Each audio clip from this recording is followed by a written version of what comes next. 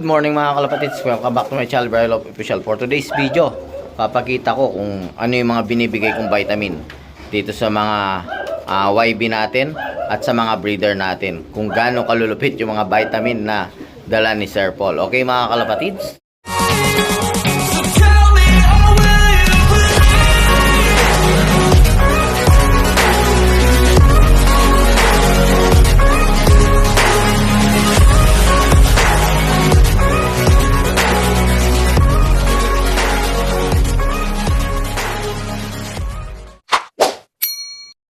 Yun mga kalapatids, bago ko pakita yung mga vitamins na binibigay natin sa mga breeder natin, maglilinis muna tayo. Ayan, dumi ng loob natin yun. No?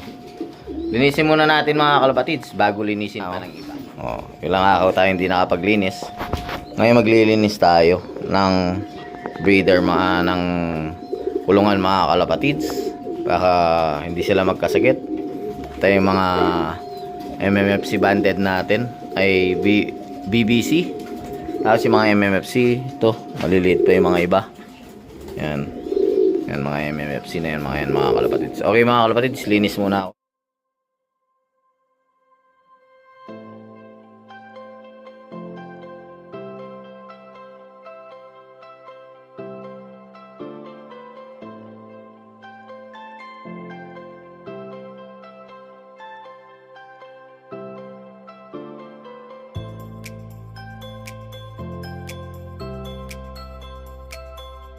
A few moments later. Yung mga kalapatids, tapos na tayo naglinis. Yan.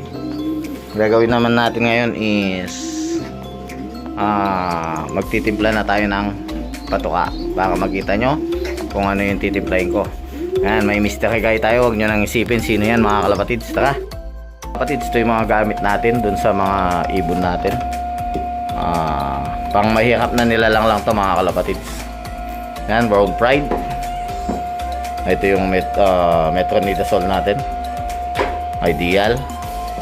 Tapos gamit tayo ng More Gold, Oregano, Be Pure, Row 200, Crop Milk, Optibrid, Immune Booster. Then ito yung binibigay natin sa mga inakay natin mga kalapatids. Pigeon Grow sa umaga at Ideal po sa gabi. Yan. Okay mga kalapatids, ang lalagay natin ngayon is bibigay muna tayo ng Optibrid. Tapos lahat to ilalagay natin sa pagkain nila mga kalapatids. Yan, crop milk, ano mo? Yan mga kalapatids, yan, crop milk. Ito yung pambinder natin, Optibrid,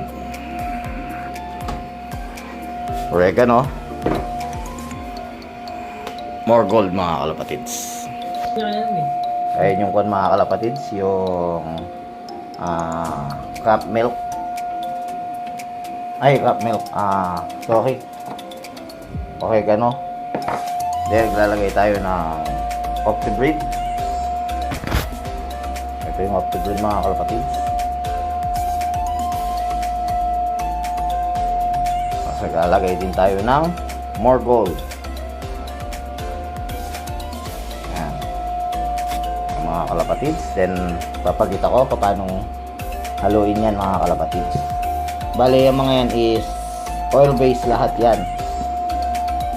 Ano yan? Yan ang magiging pangkwan nila para kumapit yung mga powder. Dahil ito is gaganyan na natin mga kalapatids para kumalat. Yan, ganyan no. Yan. Saka kumalat sila mga kalapatids. Kasi kung kagad nyong hahalo, hindi siya kakalat mga kalapatids. Magbubuo-buo lang. Yan, ganyan mga kalapatids. So, kung maamoy nyo lang nga to mga kalapatids, napakabango. Baka mamaya mabango pa sa iniisip nyo. Mga kalapatids. Okay, haluin ko muna mga kalapatids. Yung mga kalapatids, lalagyan na natin sila ng powder. Ayan, pulbuhon lang sa kalam. Ayan, pulbuhon, no? Huwag nga natin tipyahin yung mga ibon natin. Ito pa. Ayan mga kalapatids, oh. Ayan. Oh, huwag na natin tipyahin. Dahil titipyahin din tayo sa lipad mga kalapatids. Okay mga kalapatids, haluin na natin. Baka haluin. Mga kalapatids, bago tayo magpakain, magbibigay muna tayo ng ganito sa mga young bird natin. Let's go mga kalapatids.